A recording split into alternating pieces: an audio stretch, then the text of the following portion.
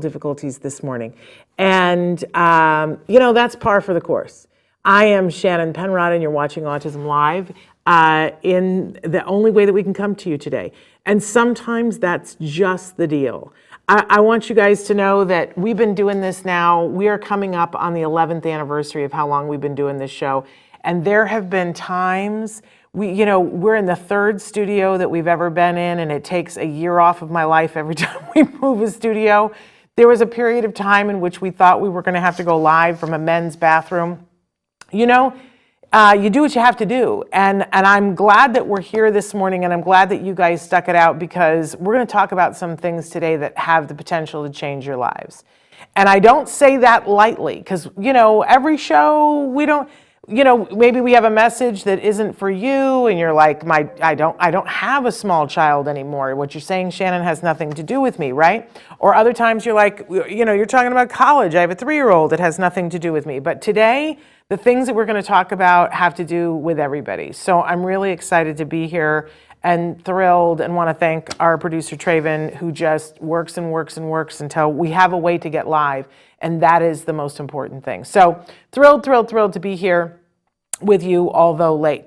And the chat is open. I want you guys to know that if you have stuck with us and you're here, or you're just tuning in, we're here and we're excited to be here this morning. We're going to be live for the next hour.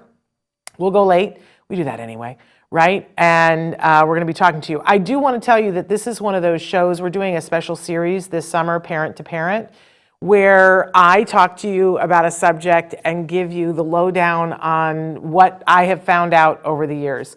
Because I am a parent. I identify as a proud pony, a parent of a neurodiverse individual. That's who I am. And this morning I read a really important, I think, blog post detailing about the difference between self-advocates and parents, because we know that sometimes it's not,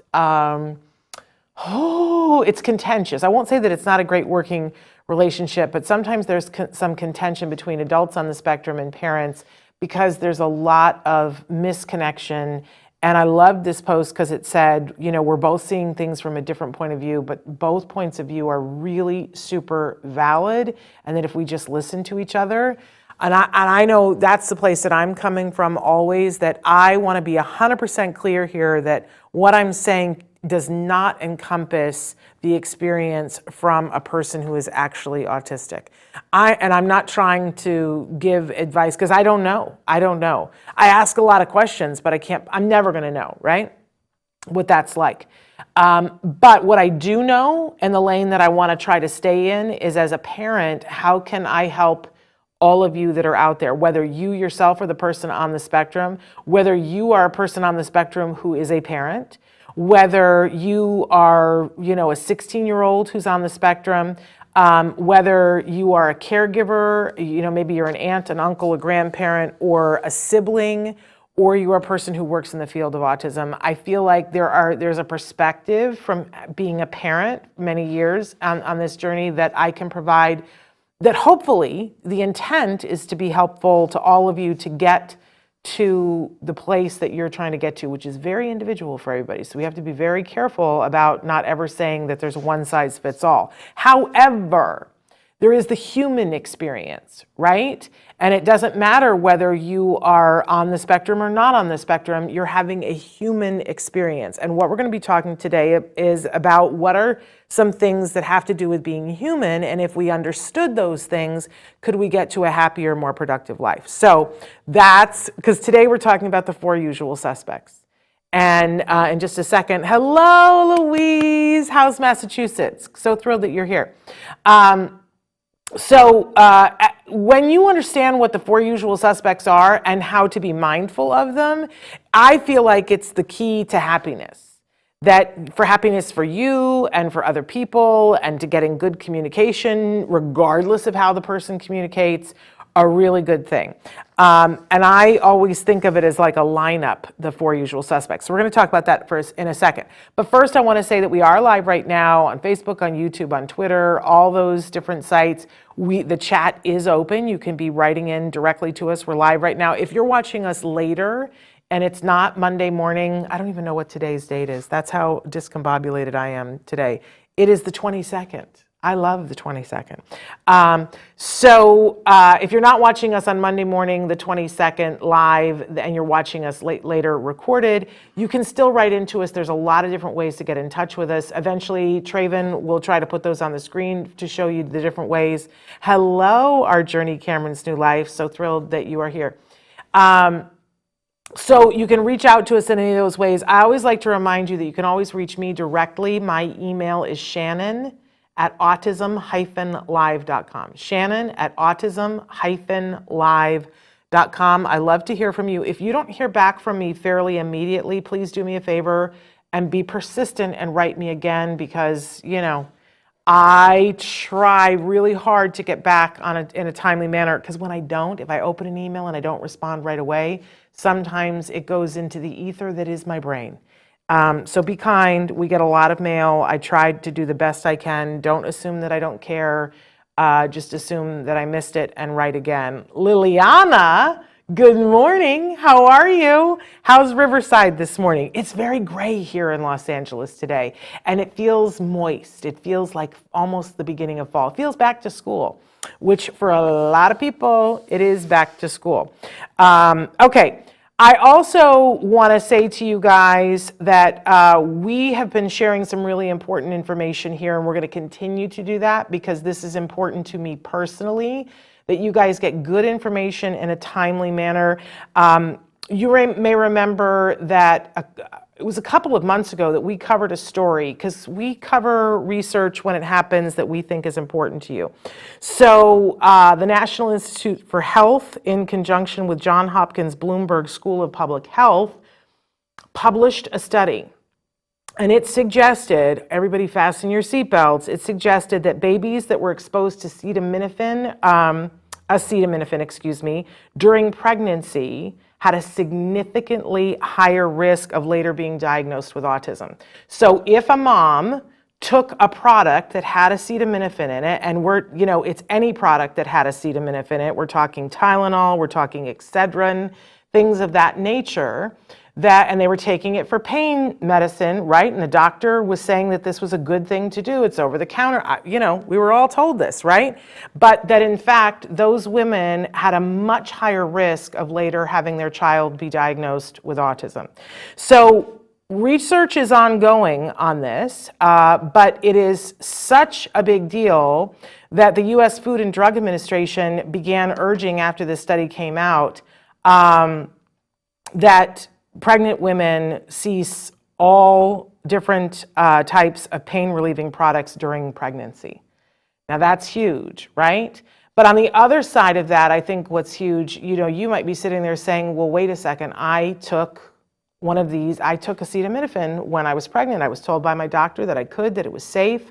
And now I have 1, 2, potentially more children on the autism spectrum. What do I do with this information now? And I got you. I so have you today. So I'm going to read this to you. If you or a loved one used Tylenol or other medications containing acetaminophen while pregnant and later gave birth to a child diagnosed with autism, you may be entitled to financial compensation.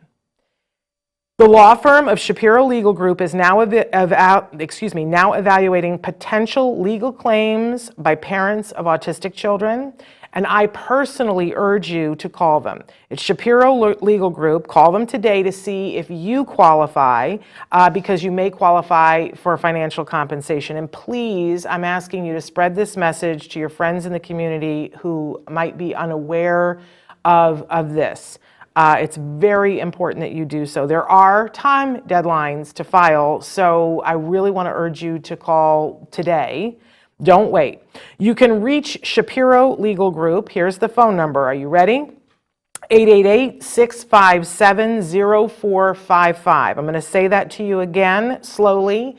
888-657-0455. There are operators standing by. You can also contact Shapiro Legal Group by going to their website, and you can fill out a form there. Their website is shapirolegalgroup.com/autism. Again, that's shapirolegalgroup.com /autism.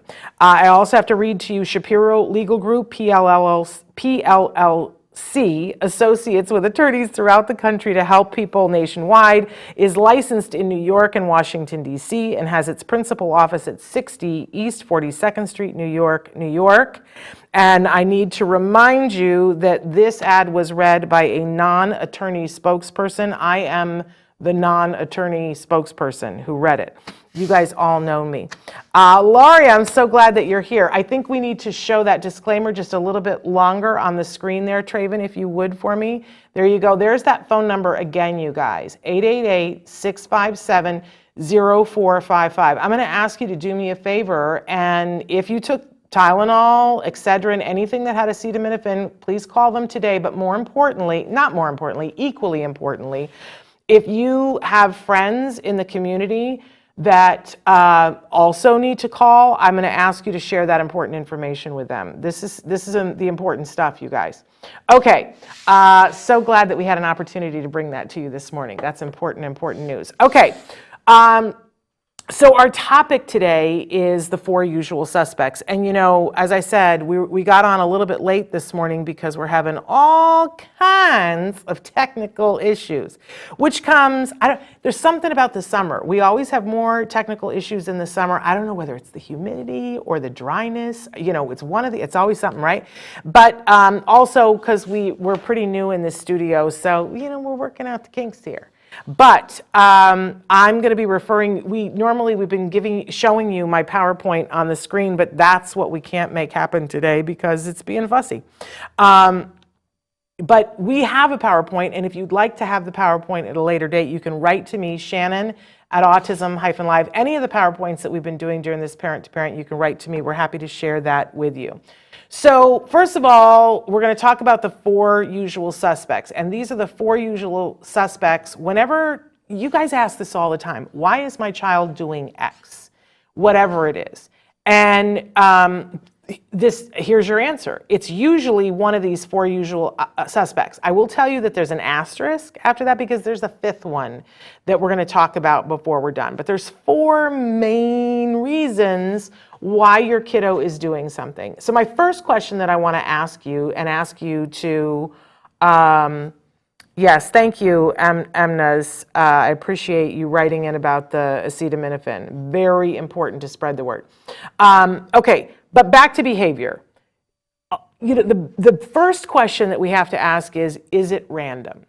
And I know it's a beginner question, but you know, we all have to be beginners somewhere and start somewhere, right? Is it random? So let's say pick any behavior, and you guys can be writing in a behavior that your kids do. And it could be a behavior that isn't a problem, or it could be a behavior that is a problem, right? But you will notice at some point that there will be something that your child will do that you will go, I don't think I've seen that before. I've never seen a kid do that before.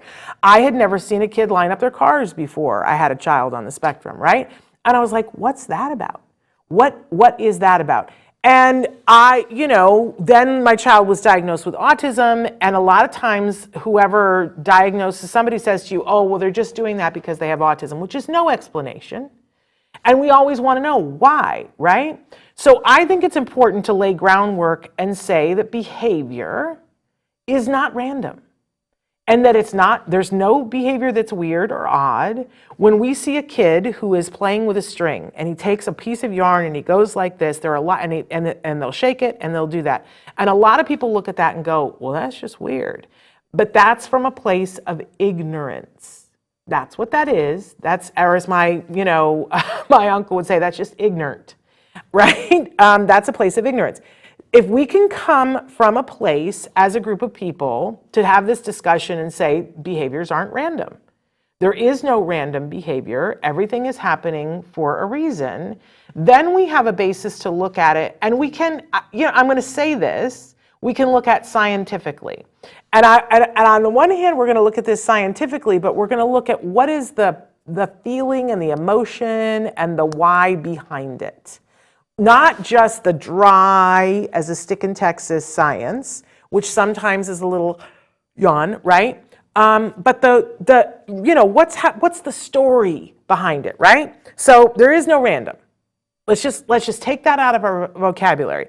And isn't that a relief if you say to yourself, okay, my child is right now throwing a tantrum.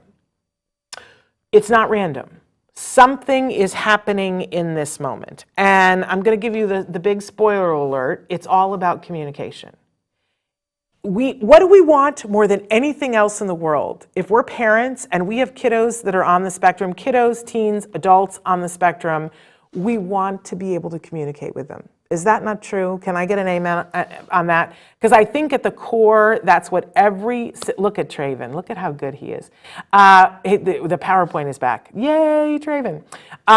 So if we start to look at it and go, if this is them communicating, then it is incumbent upon us to next ask, what is it that they're trying to communicate?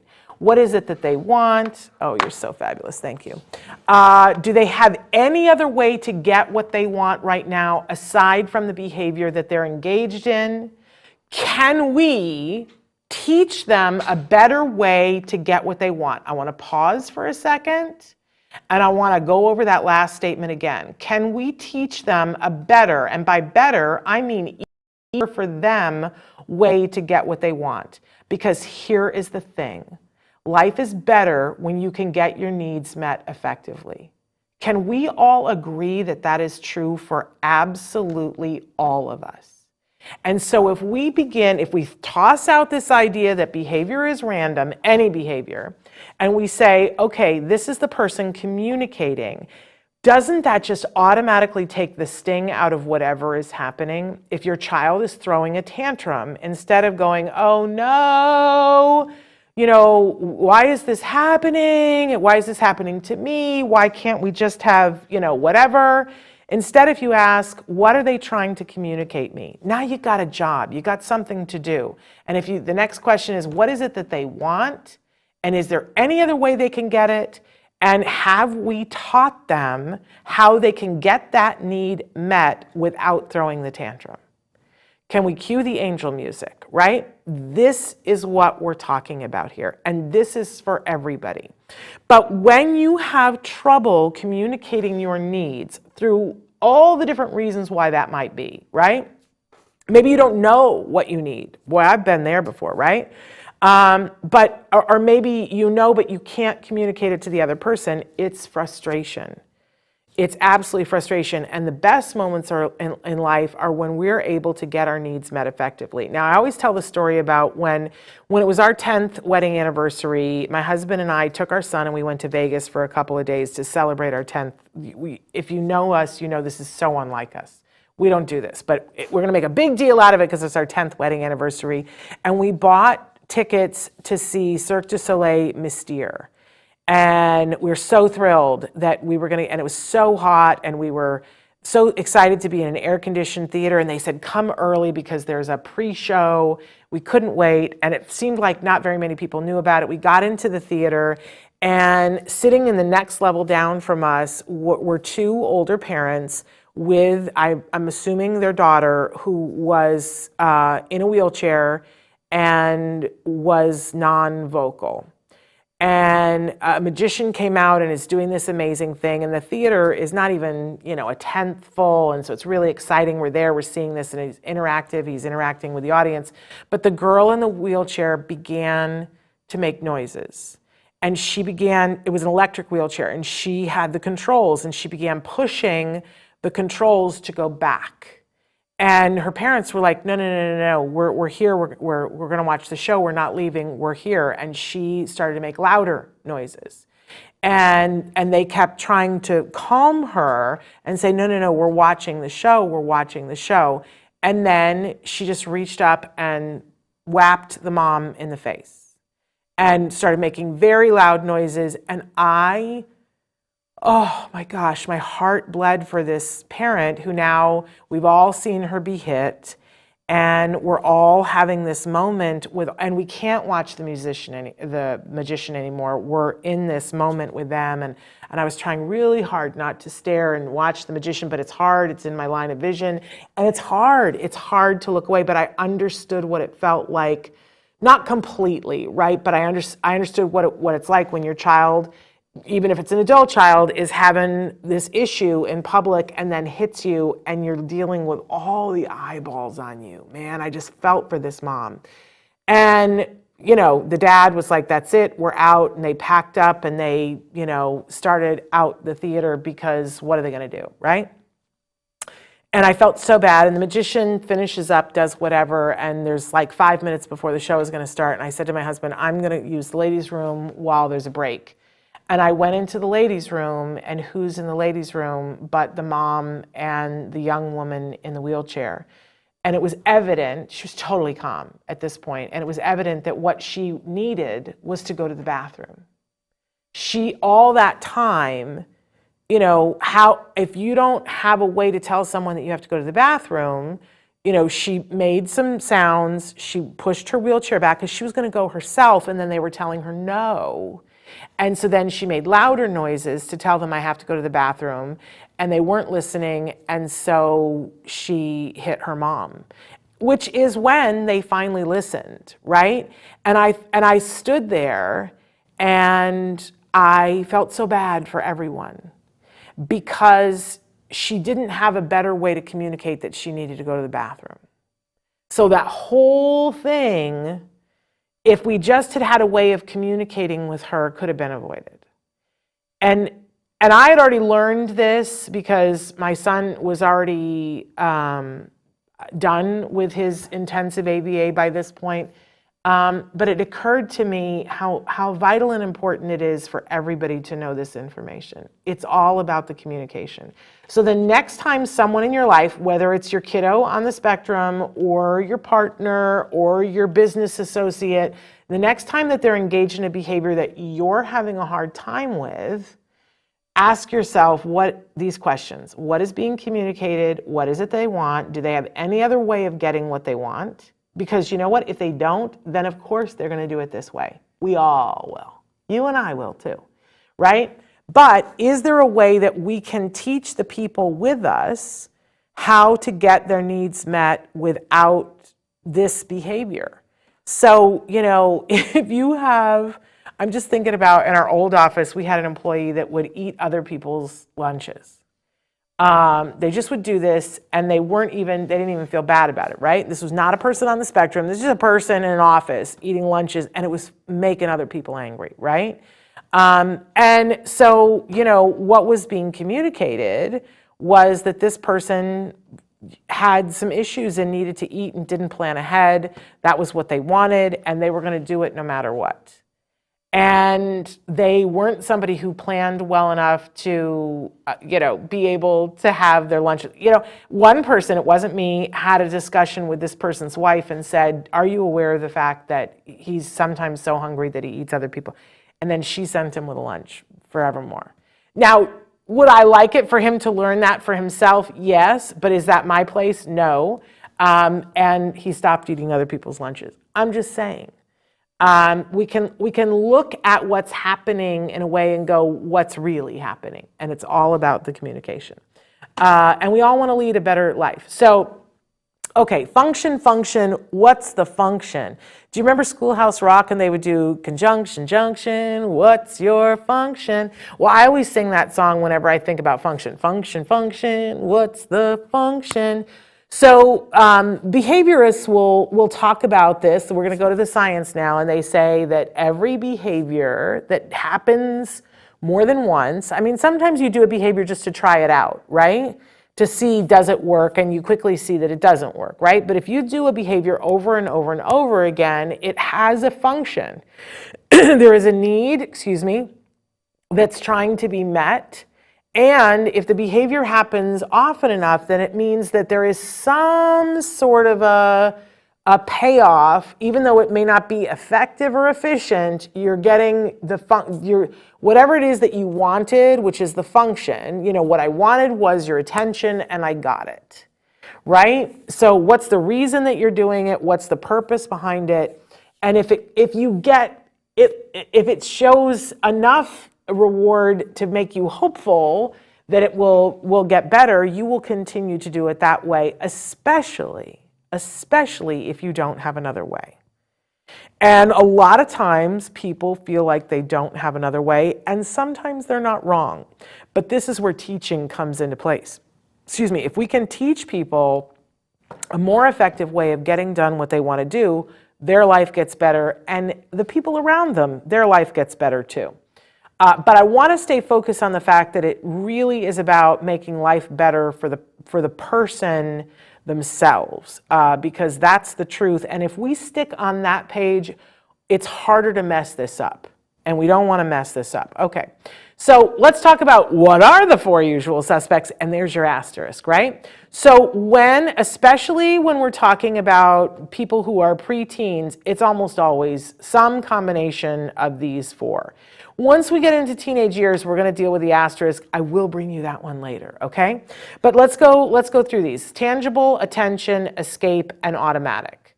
Okay, so those are the 4, and we're going to go through them one by one and talk about what they are and what the interventions are once you realize which one that it is. So a tangible. Tangible can be a person or a thing, or you want access to something. It's when somebody wants something or someone. So let's say that Billy is at the store and he sees these luscious donuts and he wants one. And if he wants it bad enough, Billy will do anything to get the donut. We all know somebody in our lives that's a donut lover, right? And they will do all kinds of things. I remember my little nephew, my mother was having a garage sale, and my sister-in-law brought over a box of donuts, and my mother and my nephew, 2 of the biggest donut-aholics I've ever met in my entire life. My nephew was like about to be 4, right? And I remember everybody's working, setting up the garage sale, and he knew that he could not have a donut unless he asked for one.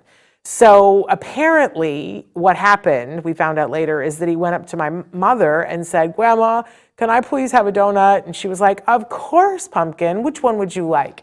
And he scarfed up the donut and ate the donut and was happy, right? And then he wanted another donut. And he knew that if he asked Grandma, she was going to say, "No, you've had one donut. That's all that a 3-year-old body should have is one donut." So he didn't ask her. He went to his mom and said, "Mom, can I have a donut?" And she was like, "Of course, sweetheart, you can have a donut." So by the time, he threw up, and he did, we discovered that he'd gone to 6 different people, and we'd all signed off on him having a donut, because he was 3 and he didn't know when to stop. And I think it's important for us to realize that, sometimes people want things that aren't good for them.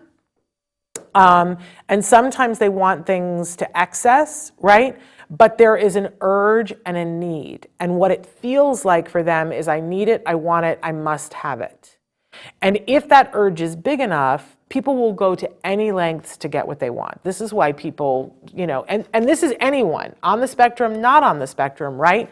That there are things that they want. But imagine if you are someone on the spectrum and you don't have effective communication to tell someone anything that you want, not anything, or that you don't want, right? How much more frustrating will that be? And maybe the lengths that you're willing to go will be that much stronger because you want it, right? So the kiddo who wants to be with his mom, or that wants to play with the ball and doesn't have a way to ask for it, right? Or wants to get into that room. We see kids that elope and go to be at a swimming pool that they couldn't get into, right? Because they want access to something. So this is called a tangible driven behavior. And what do we do if we know that that's what it is, that they want access to something? So what's the intervention for that? Well, the first thing is to teach them how to appropriately ask for it. It's so, this is a hard concept, but it's true because it's so simplistic, right?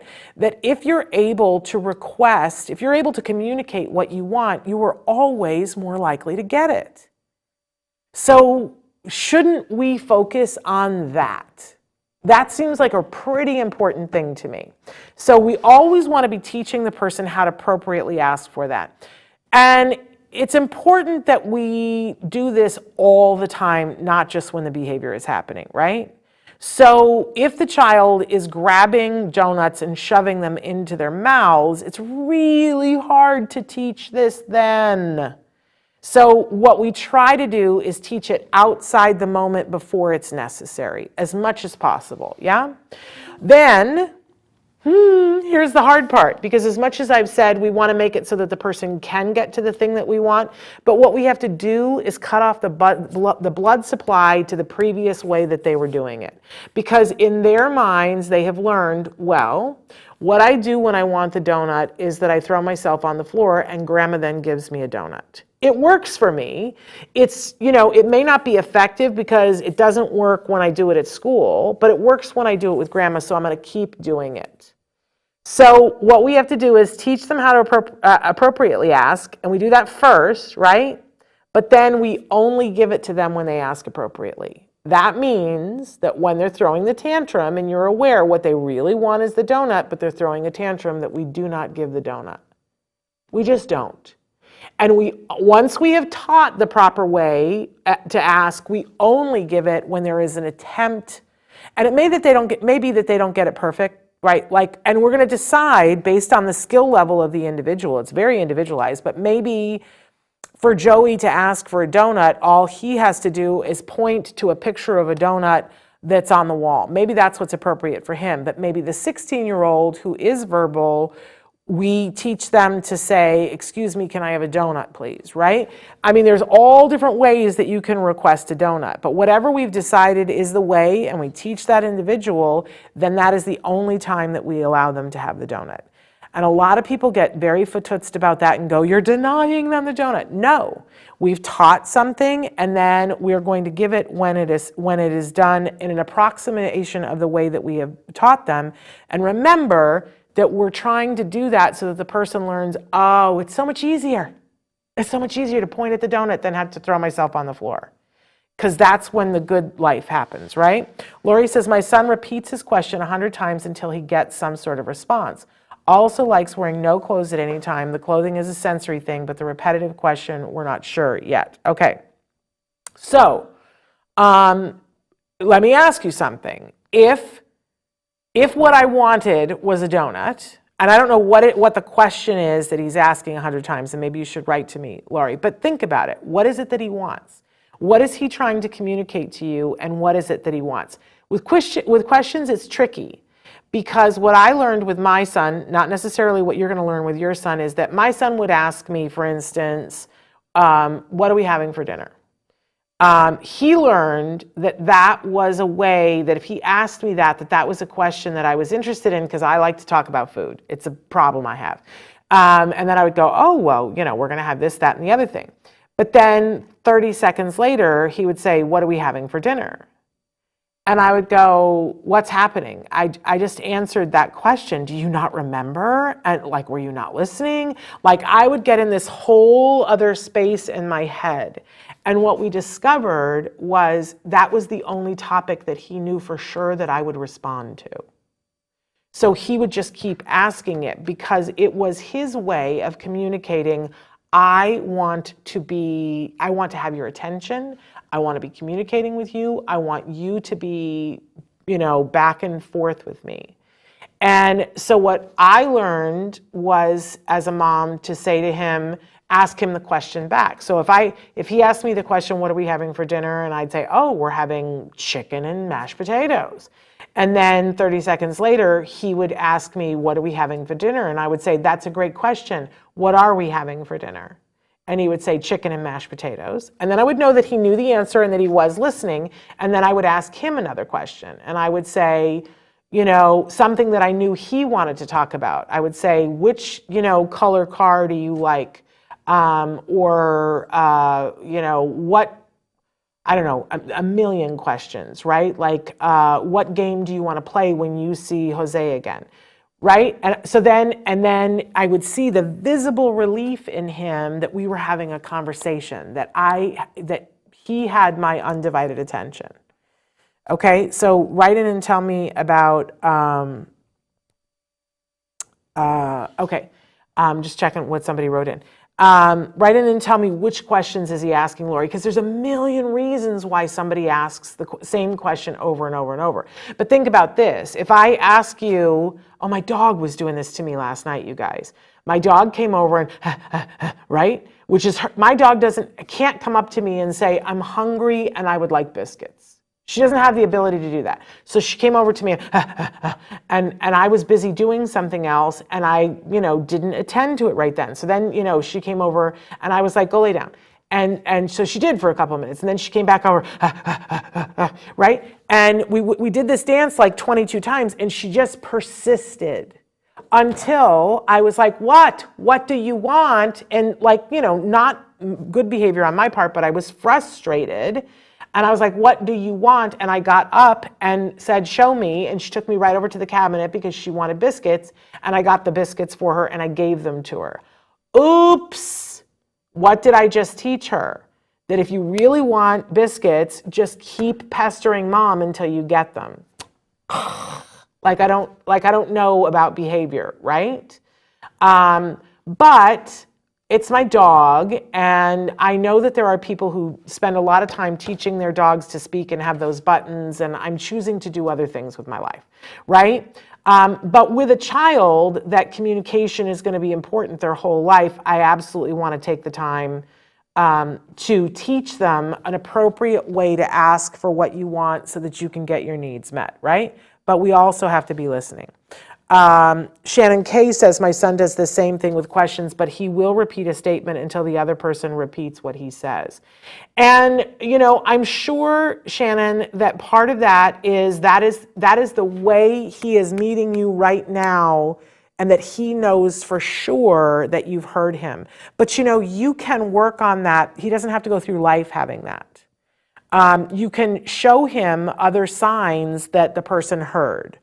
Right? And you can build trust with him so that he knows he's been heard. Because probably there was a period of time in which he was saying something and somebody either couldn't understand what he was saying and so he didn't get a need met and now he wants to make sure. If you think about it, it shows a whole lot of higher thinking that he's making sure that you heard him, right? But there are ways that you could work on that so that he can look for signs. Like, did they nod?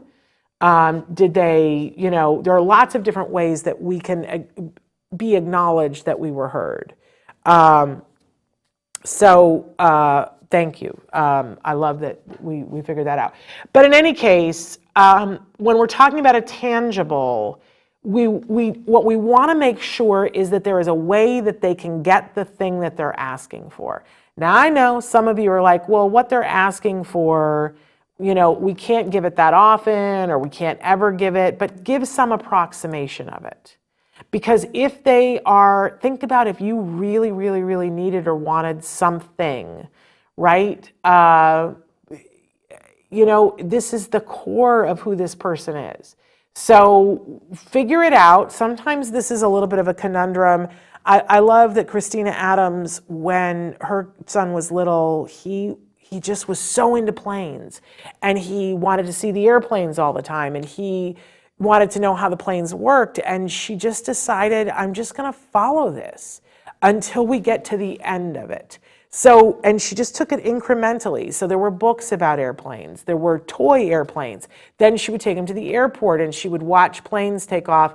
And then eventually she paid for a pilot to take him in the cockpit and show him and go through the process of taking off in a small airplane.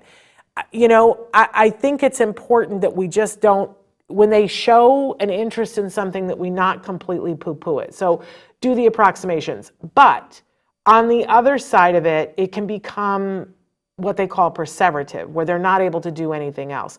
So it's really important to set up a schedule of access. We hear Temple Grandin talk all the time about how she wanted to play with the metal plate on her bed and sand, that she wanted to lift up sand and watch it go through her hands and speed it up and slow it down. And she still says fascinating stuff, right? And so we can't just say, no, you can't ever have access to that. We set up a schedule and say, and we can show pictures and say, first we're going to do this, and then we're going to play with the sand. Right? people go, well, my child won't understand that. But if you use pictures, you can get a child to understand that. I encourage you to be working with a team, but understand that if it's something, if we find that they want something, we have to teach them the appropriate way to ask for it, and we decide what that is appropriate for them, not for society, for them, at their skill level. That, in some cases it will be pointing to an icon, it might be sign language, it might be a vocal request, it might be typing. I mean, there's lots of ways to communicate, but we give them a more effective way of getting what they want, asking for it. And then when they ask for it, we give it to them. Later, we can make it less often so that every time they ask for ice cream, we don't give it to them, right? But in the beginning, we want to teach them that if you ask appropriately, we'll give you ice cream because it's less hard than throwing a tantrum, yeah? But the second one is hard too. You have to only give it to them when they're asking appropriately. Whatever the thing was you decided to teach it to them, that's when you give it to them. Okay, moving on. Let's go to our next one, attention.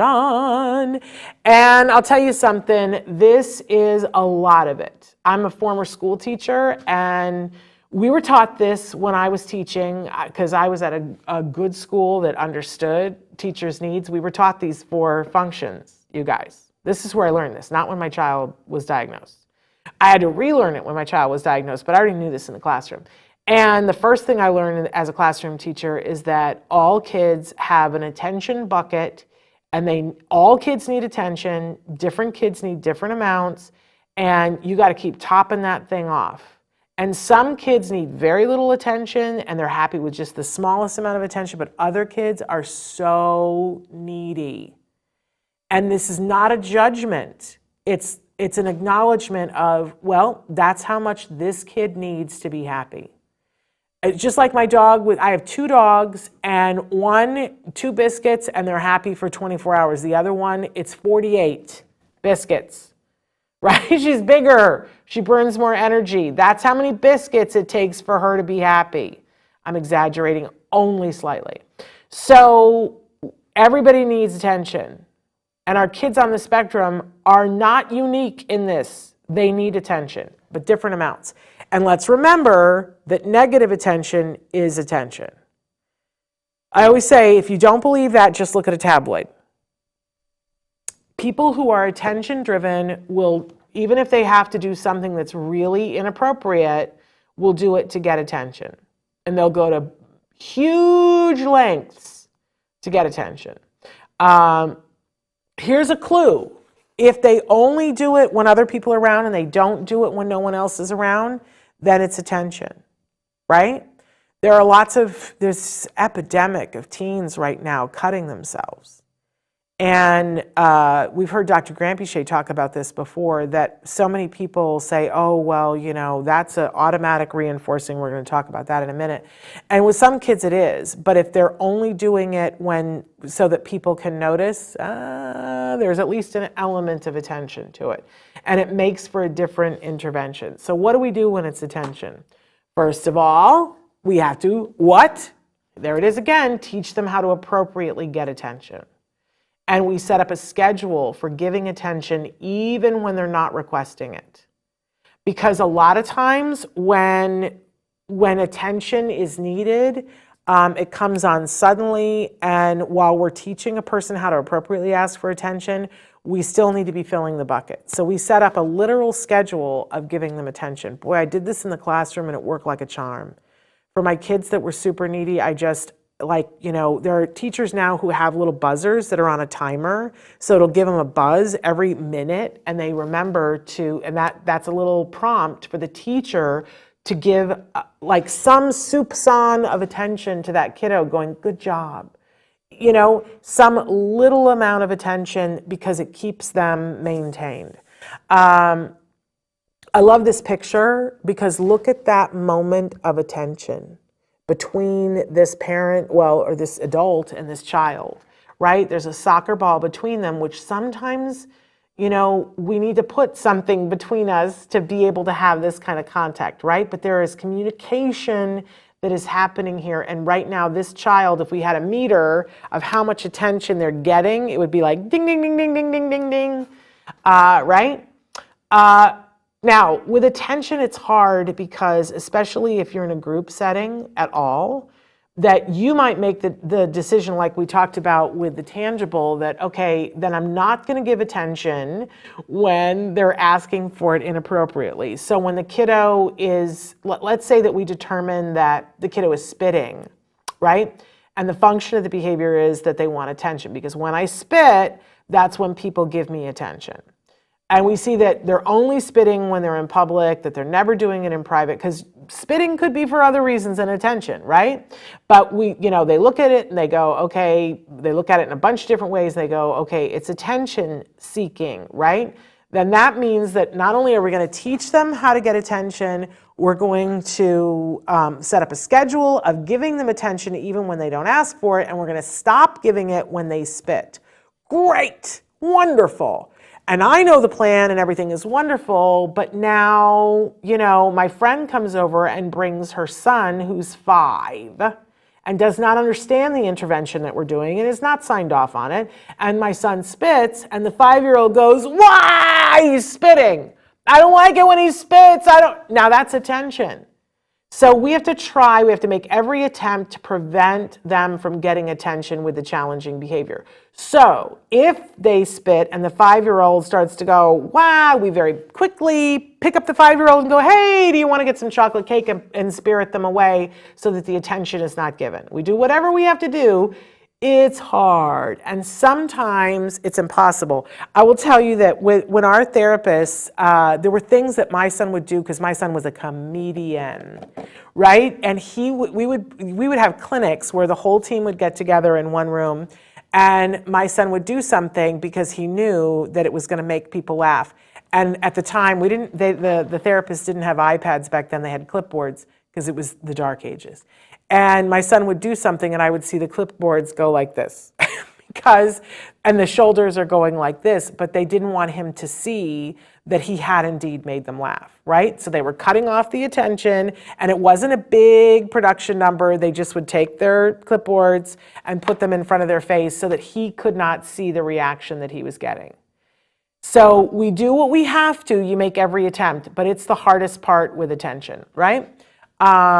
Okay, so I want to be clear, though, that with attention, we're going to stop giving attention when they're engaged in the behavior that we know is for attention. But this is where people lose their minds, because they simplify it and go, okay, I just ignore the child. No, that is not it. Hear me when I say this, and I'm putting my loving arms and thoughts around you. We don't ever ignore a child. Ever. We don't ever ignore a child. We will sometimes ignore behavior, but only when we know already that it is attention driven, right? And we've taught them another way to get attention. Because what happens so often, and it makes me want to beat my head against a brick wall, is that people decide, my child is over there and they're beating the crap out of their younger brother, and they go, we're ignoring that. No, that is not the ticket. The only time we ignore behavior, and by the way, again, we don't ignore the child. The only time we ignore behavior is when we already know that it's attention driven and we're ignoring that behavior, but we've taught them an appropriate way to ask. But if the child is hitting someone, there's a way that we can go over and stop it without giving it attention. What we do is we go over and we, very gently motor the child away from the thing where he's hurting or himself or somebody else. We don't talk about it. We don't make eye contact. We just motor them. And sometimes that's harder when the kid is bigger, right? But you don't just say, okay, I'm completely ignoring it and wait for them, for blood to be drawn. That is not the ticket.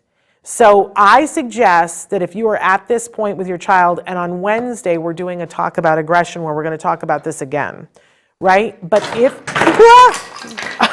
okay, my whole desk just went flying. It's all right, we're all good. Anyway, it's that kind of a day, you guys. That was super duper fun. All right, we're all alive. It's all good. Anyway, it's all good. But my point is, when we're talking about aggression next week, it's really important that we don't ignore the child and that we don't ignore what is being communicated. But if we know that it's for attention, we can distract and deflect and block and do a bunch of other things. So don't panic. We'll be covering that more, but don't ignore the child. I think it's my biggest issue, because this is dangerous. If you are ignoring behavior, and remember our first slide when we talked about what is it that they want. A child who is acting out at that level because they want attention, if we are not giving them attention another way, then we are just, oh, it's so cruel and mean what we're doing to them by ignoring them. And they're desperate for attention. So make sure you're giving attention, for other things, and on a schedule, make sure that they're having that attention. And you'll find that the attention-seeking behavior will slip away. Don't be on the wrong end of this. Okay. Okay, now let's talk about escape. So escape maintained behavior is when they're doing it to escape from a person, from sensory input, from a feeling, a task, a fear, a place. We all engage in escape maintained behavior. We all do this all the time. Ask me about taxes and I will show you my best escape maintained behavior. I can come up with a million things to do so that I don't have to deal with taxes. I absolutely can, right? Everyone does this, but for our kiddos on the spectrum, if I don't have a way of communicating it, this can be so dangerous. If I don't have a way of saying I need to be away from that, I need to move away from that, so very dangerous. So this becomes often life and death. We have to start with empathy and understand that if they are trying to get away from something, that there is a reason why. And we have to compassionately figure out how to mitigate the escape issue. And if we don't, we're truly failing the individual. So we're going to start with teaching how to appropriately ask for help, breaks, distance, headphones, something that can take the edge off of it. If it's noisy and we can't take the person out of the noisy environment, can we put headphones on them? This is where you have to really think outside the box, right? There are some instances where once we have figured out, okay, it's escape maintained behavior, that they're doing it to get out of it, that we will then prevent them from being able to get out of it. But this is so important that we do this compassionately. So a great example of this is that my son didn't like to write. Writing was the thing that, and he would engage in whatever challenging behavior he had to in the classroom or at home to get out of writing. Now, we didn't know why that was. We were trying to find it out, and eventually we discovered that he had an eye issue, that being able to see what he was writing was very hard for him. He couldn't focus on it, so he didn't want to do it. It made him feel funny. It made him feel dizzy. He didn't like it, so he didn't want to do it. And he would do everything to get out of writing. Now, there are some people who would be like, well, then don't make that boy ever write. Well, what a shame, because now my son is about to start his sophomore year in a very competitive program as a screenwriter. He has discovered that he is a writer, that is who he is in his soul. Is he someone who has stories to tell? I get goosebumps when I think about how important it is for who he has ended up being, that he is a writer. So how do we get from him engaging that every BIP that we had when he was in school, behavior intervention plan, was for challenging behavior when he was asked to write. Well, one of the things that we did with our ABA team was that we saw that, for instance, when he would come home and it was time to do homework, what he would do is take his pencil and throw it on the floor. Then he would get down on the floor to pick up the pencil, and he'd waste 5 or 10 minutes, and he'd start inspecting the carpet, and he would waste all of this time because he didn't want to do the homework because he didn't want to write, right? And what we needed for him to see is that he could get to a reward for writing, because writing, he was going to have to write to get better at it, right? So what we did was we very mindfully and compassionately set up an intervention where there was a therapist and I was there. The therapist asked me to get an entire cup of pencils, because the other thing he'd do is he'd press so hard that the point would break, and then he'd go, I can't write, and then I'd have to go sharpen the pencil or get the pencil sharpener for him, and 10 minutes had passed, and he got away with not doing it for 10 minutes. But during that 10 minutes, he wasn't getting better at it, you know? So we had the cup of pencils there that were all sharpened, and we were set up, and my son started to do his homework, and we were both standing close by, and he drops the pencil. And the minute he dropped the pencil, we had a plan and we'd rehearsed it. So we, he would go to get on the floor to get the pencil, but I would block that. The therapist, while he was trying to get on the floor and going, wait a minute, what happened here? Put another pencil in his hand, and then I put his hand and put it on the paper. So we didn't allow the break to happen. And he was very frustrated because he wanted out of the behavior. What we did was we reinforced him heavily for the attempt and for trying and doing all of those things. I'm good, we're fine. And but so it was hard, but we needed to get him out of this cycle so that he could get to the good part where he discovered that, hey, he enjoyed writing. And yes, down the road, what we did was we had it written into the IEP that he could choose to type any lesson that he wanted to. And he would choose to do that almost all the time. So my son's handwriting still is not brilliant. He's a great writer. He's a great writer. Who cares about, he could be a doctor, his handwriting, right? But who cares, because he's a great, great writer. So, but there are some things where we would not do this, about forcing them to do it and not allowing them to get the break, right? Like, obviously, if your child is afraid of heights, we're not going to take them to heights and force them to do it, okay? We notice that it says here on the slide that we slowly work on the tolerance of sensory issues, whatever those would be, and we're mindful in an intervention when fear or trauma are present. And if, you've got to come from that place. You absolutely have to have empathy, because when it's escape, there's something real that's happening. It doesn't mean, though, here's I think my point with all of this, it doesn't mean you just give up and go, oh, well, I guess then they're not going to be able to do that, right? But there is a mindful way of working on it so that they don't have to be stuck. I shiver when I think about, what if we had just said, well, then he won't write.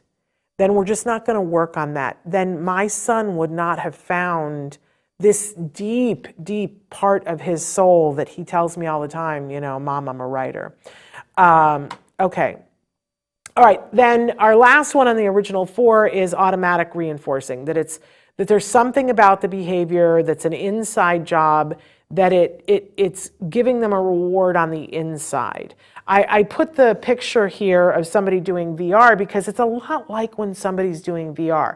They're looking at something and they're reacting to something, but you can't see what it is, right? You can ask them and maybe they can tell you, but sometimes, they can't describe it for you, right? It's the same thing with something that's automatic reinforcing. So they're engaging in a behavior that something is happening internally for them that is rewarding enough that they want to do it.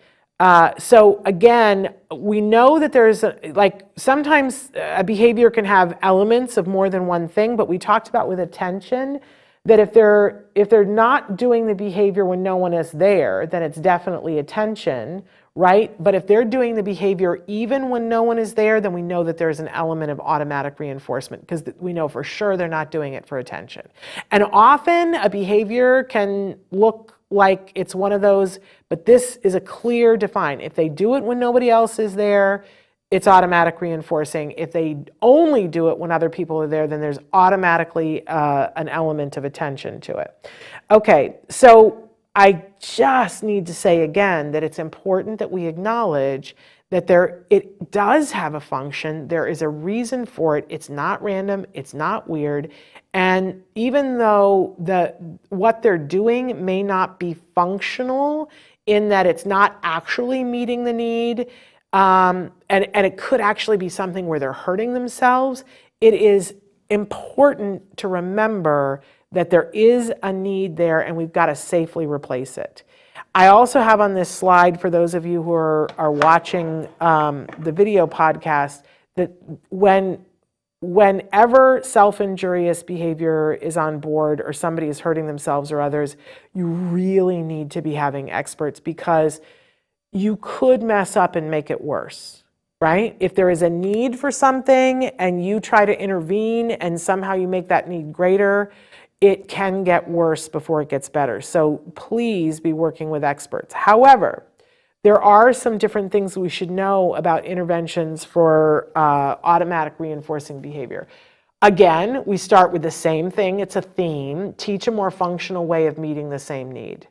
So if what I'm doing is peeling the skin on my fingers because I've got a need, it's important that we figure out what the need actually is. Is it that you need something to do with your hands? Because there are all kinds of fidgets that we can give the person. Is it that you need to actually peel? Then, we can put, glue on a surface and have them peeling it off so that the need is being met. But if it's that they're needing to scratch themselves, that's an entirely different intervention. But we need to give them a way that isn't hurting them. This is essential, right? Fill the need, fill it in a way that it doesn't hurt anything, in a more functional way.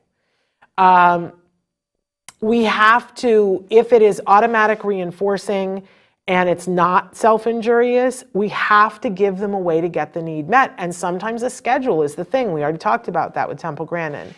We have to reduce and remove access to injurious elements.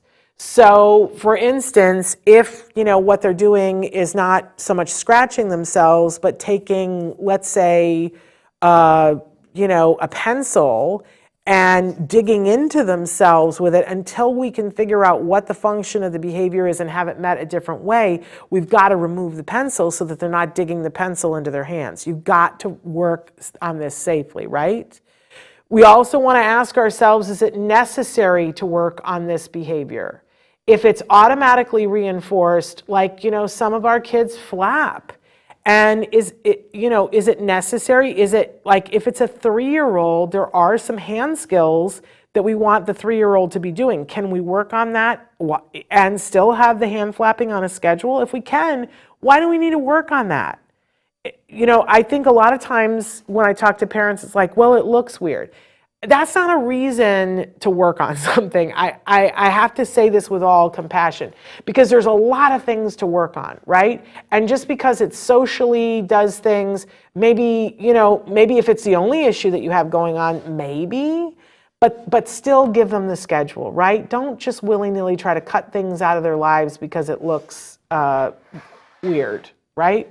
Remember, there is no weird. It's not random.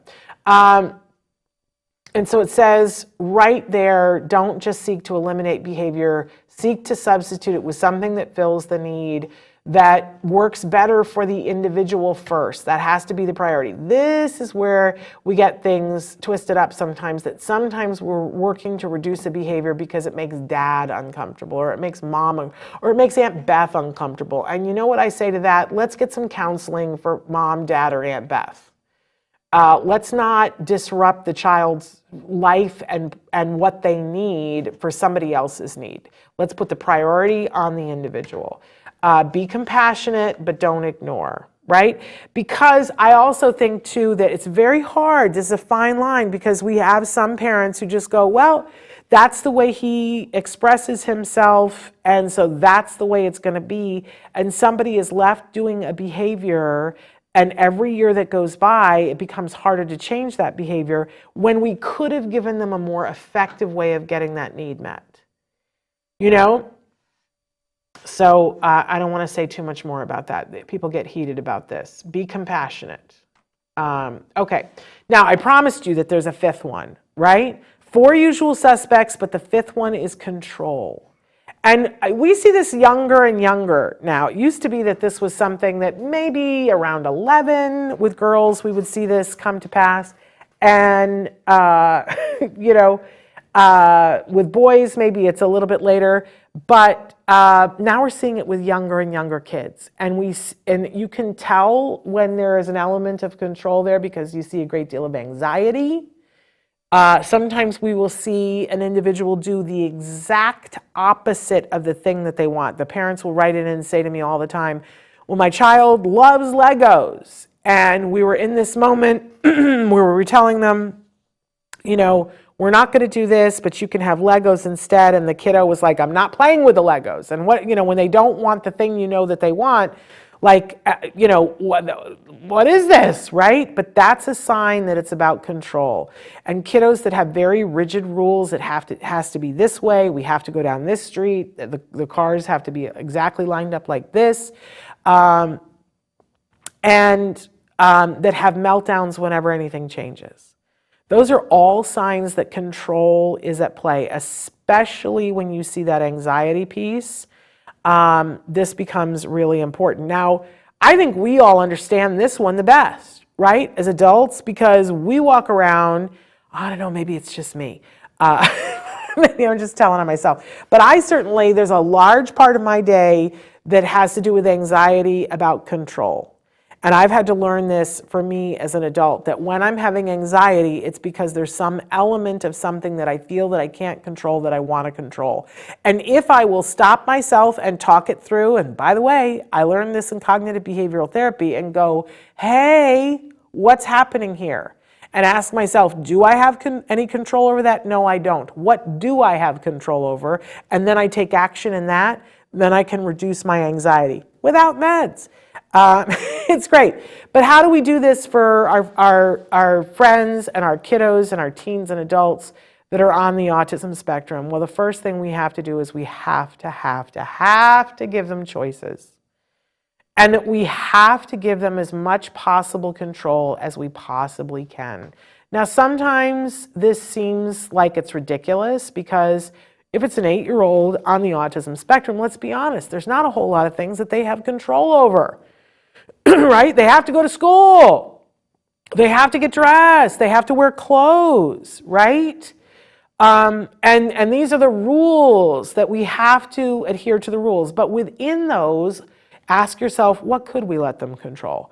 Well, you can totally let them control the clothes that they are wearing. And you can control which choices you give them. You can put 2 outfits out and you can say, you can wear this or you can wear that, right? And, you know, you can make it as reinforcing for them as possible. Remember when parenthood started and the boy was being diagnosed and one of the symptoms was that he only wanted to wear his pirate outfit to school. And he only had one pirate outfit and the parents were like, what are we going to do? You know, and I would tell you, if we're coming at this from a place of compassion, I know parents that have made the same shirt and the child wears this, but you know, it's the same material, it's the same shirt, but they have 8 of them and they do the laundry. So there's some in the laundry and there's some in the drawer, right? And the kiddo wears the same thing every day. I'm just going to say, who's it hurting, right? So, you know, giving them a choice. Well, you know, here are the choices. I didn't give you the choice of not wearing anything, but within the, you know, you can wear this that's super soft and doesn't have tags, or you can wear this. And listen, other kids like things that are a little stiffer. I don't understand it. I don't have to. It's individual, right? But let them be in control as much as possible and then teach them coping strategies for when control isn't possible. Now, with a teen and an adult who understands language, cognitive behavioral therapy, help me, right? I'm the poster child. It helped me. When kids are younger, we give other strategies. My son, we learned that he would crash into people because he wanted the sensory input from that, right? So we tried to teach him what were the things that he could do to give himself sensory input. And when he was younger and they would sit on the mat, he would sit and squeeze his little feet. And then we taught him how to squeeze his hands and how to sit and give himself a hug. And then as he got older, you know, there are things that we taught him. I'm doing all of them because these are things you could be sitting in a meeting and talking to other people. And if you're having anxiety, you know, you can give yourself a little self-massage even in the high-level meeting. You can be doing that, or be rubbing a place on your palm, and those are all coping strategies.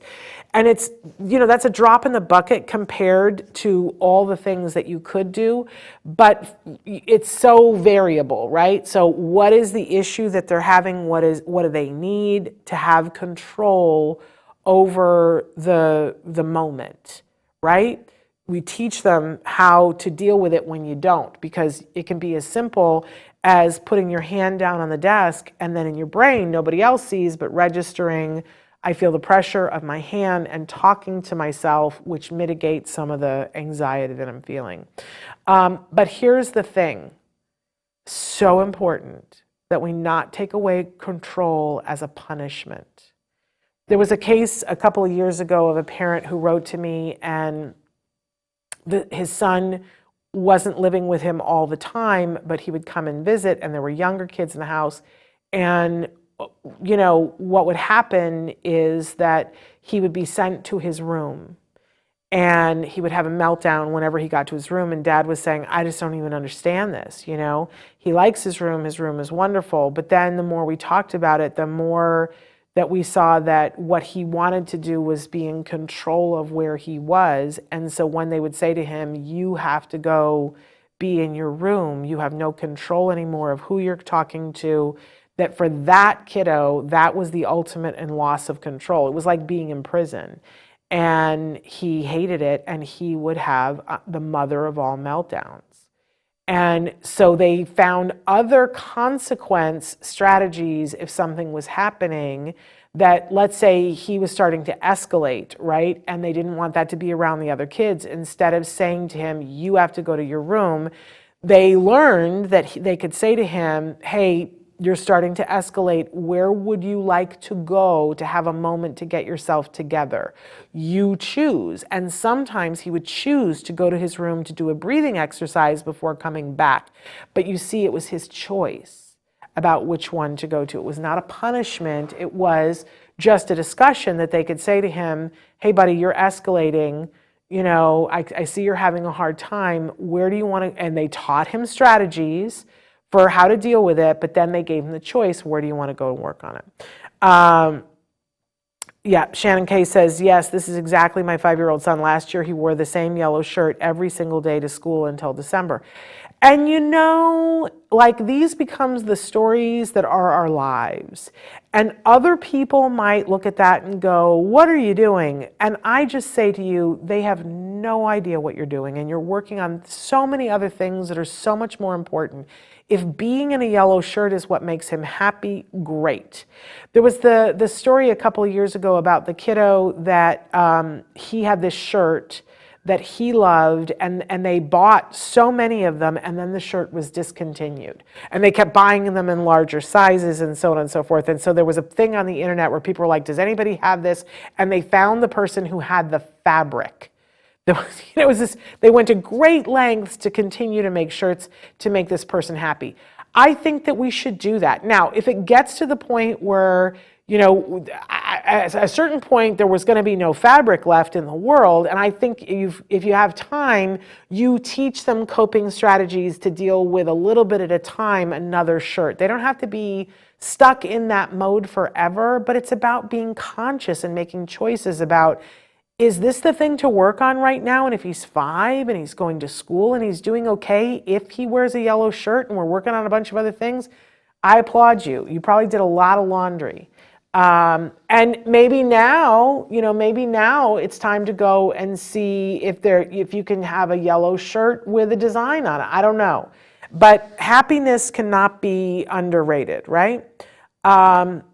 Okay. So here we have our lovely owl who says, what is an FBA? So an FBA is a functional behavior assessment.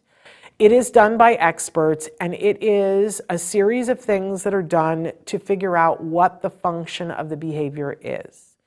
And it is the only really definitive way to make sure that you've got the right function. Now, there are a lot of different ways that you can armchair quarterback it for yourself. I will also tell you that skillsforautism.com has back. Oh, good, Shannon. I see. Yes, we did similar. Shannon, you're killing it. You're doing such a good job. He wears any color shirt now. See, we can get there. We can get there. That was my half Humpty. I just did. But anyway, so Skills for Autism has something called a BIP builder. And it is not the whole program. If you call over there to ask them, ask for just the BIP builder. In that, they have something called the CIFA. The CIFA stands for a Card Indirect Functional Assessment. So it is a very researched and effective way of figuring out what the function of a behavior is. It's awesome. I wish that it was more available in more ways, but you can pay for it. And I don't know how much it is, but it's not. We talked about this on the show the other day. If you buy the whole of Skills, which is this behemoth, that's, I think, $75, $79 a month.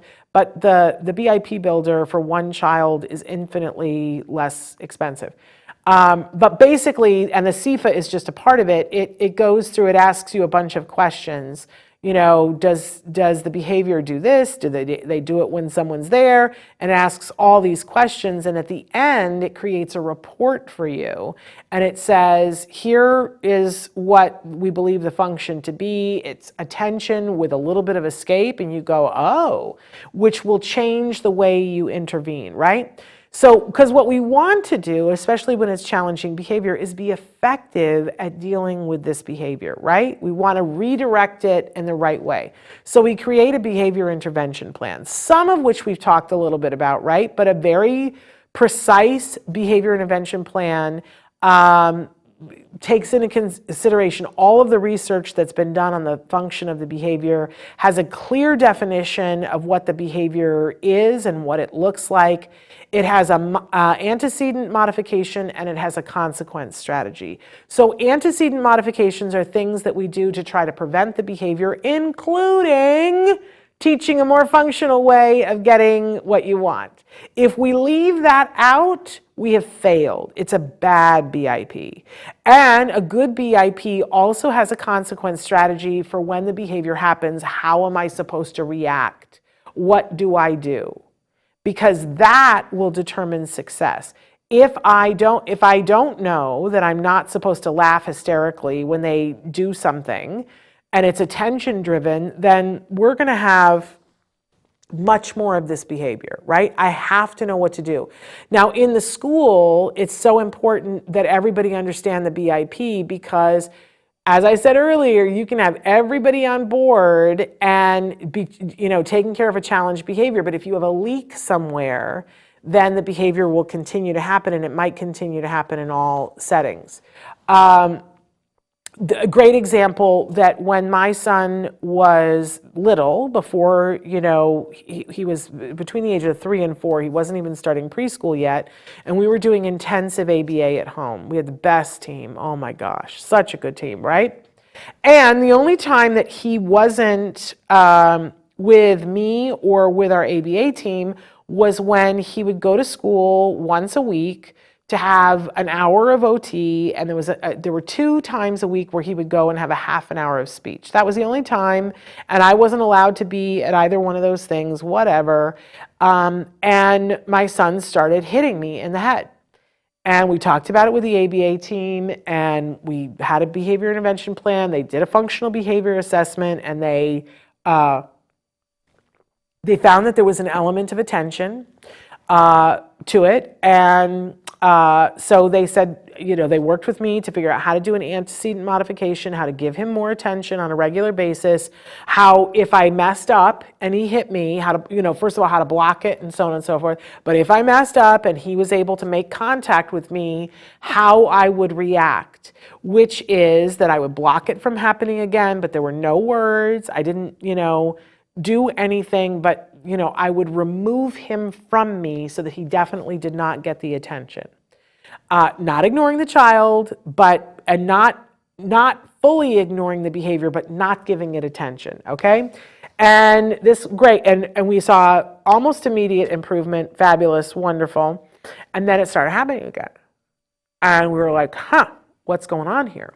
And they said, well, is there anybody else that he's hitting that's giving him a reaction? No, it's not happening. It's just not happening. And so now it's like, this big discussion. Do we have the right function? Is it possible that there's another element to it? And I will tell you, we're going to talk about this on Wednesday. But with hitting, sometimes it starts out being for one function, but then it becomes automatically reinforcing because they like the feel of when they hit something. And we don't want that, right? So we began to be worried about that. And then one day I picked him up from OT. And as he walked out, he just to the OT person who went, oh, hey, don't you? And I went, what just happened? What's going on? And she was like, oh, yeah, he does that pretty much every session now. It's like, you didn't tell us? We have an intervention for that. And is that how you react every time? Because she was not part of the behavior intervention plan. So, word to the wise, make sure that all the professionals that you're working with understand what the behavior is, what it looks like, what the behavior intervention plan is, and how to carry it through. Because that is pivotal important. I will also tell you that they will the professionals around you will tell you that they understand all aspects of what we just talked about, and then they will do something that is not in alignment with what we just talked about. They won't bring compassion to the table. They'll intervene on something that is not helping the individual, but is helping everybody else. And I tell all of you, be careful, be mindful, be compassionate, but hold people to a very high standard when they're working on changing a challenging behavior. Make sure that your child is being dealt with in a professional way and that their needs, that it's about making sure that they have a more effective way of getting their needs met. Lori says, we have our son a trampoline for the sensory and the pounding, and he loves it too. Yeah, and sometimes kids need the drums, that you get a pair of bongos and they bang it out in the drums and that sensory need is filled, right? So we're replacing, we're not trying to ectomy anything.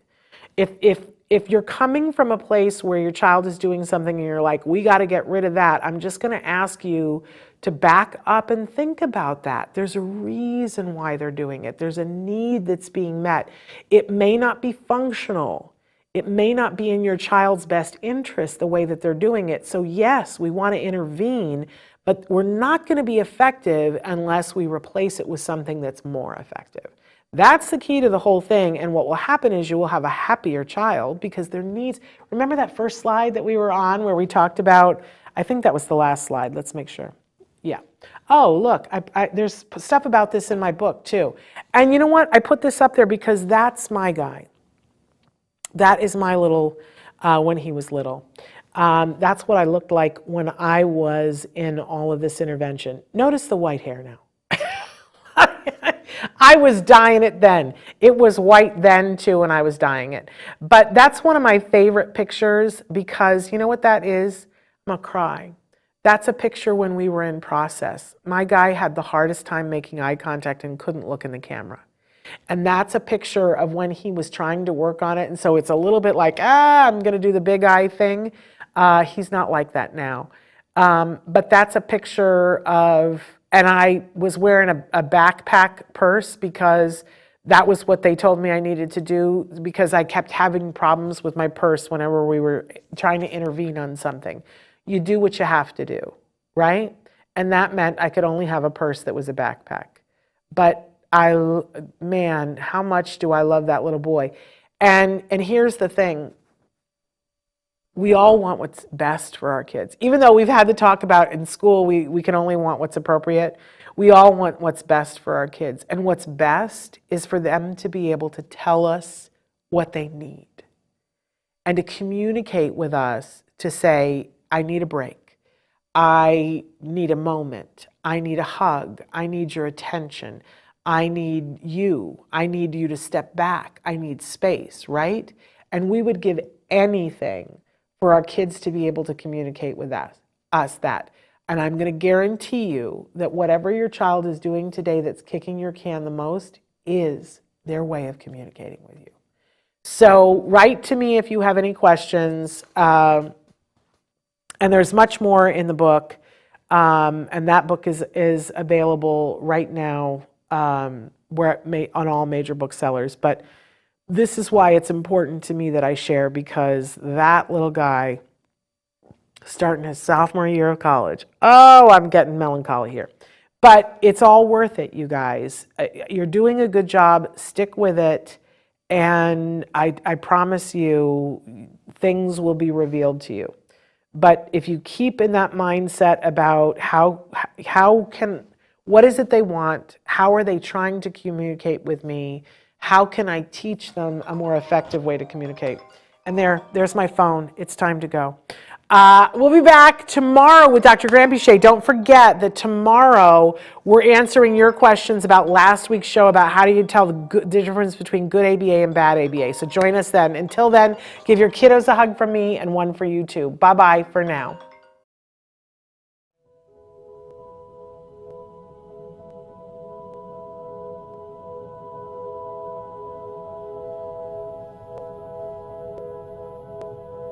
If you found anything helpful in this video, please give us a like. In fact, make sure that you smash that subscribe button on YouTube and give us a like on Facebook. You can also follow us on Twitter and on Instagram for important updates.